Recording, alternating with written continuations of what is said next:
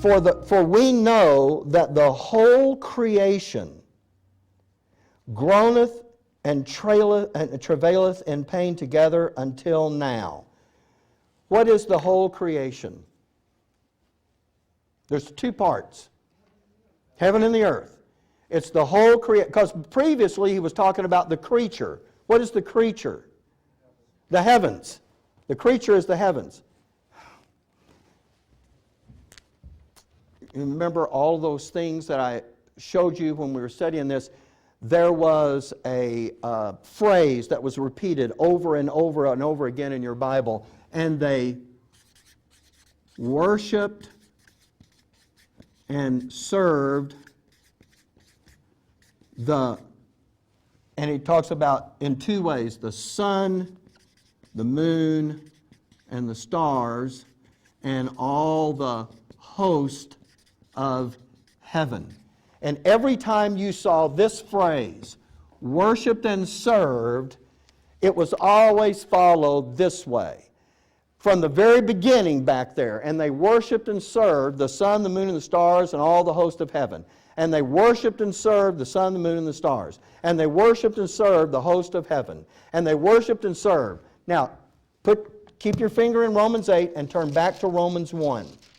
In Romans chapter 1, he's talking about the things that were happening back at the time of the Tower of Babel, the condition of men at that time.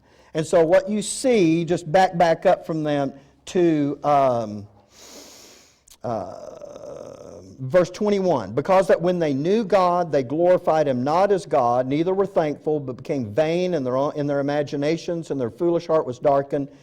Professing themselves to be wise, they became fools, and changed the glory of the uncorruptible God into an image made like to corruptible man, of birds, of four-footed beasts, and creeping things. Wherefore God also gave them up to uncleanness, to the lust of their own hearts, to dishonor their own bodies between themselves, who changed the truth of God into a lie, and worshipped and served. And when you see that, it's almost like you could just put an index card over the rest of the verse and go, what's the next verse going to say? Because every time it's been saying it this way. And they worshipped and served the sun, the moon, the stars, and all the host of heaven. But this time it doesn't say it. All of a sudden now it says, and they worshipped and served the creature.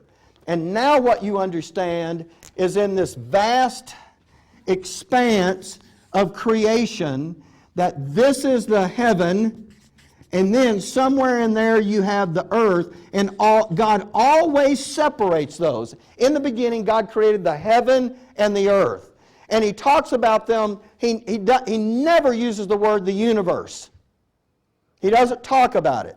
But when He wants to lump them both together, He says it this way. To talk about the heaven and the earth, He calls it the whole creation.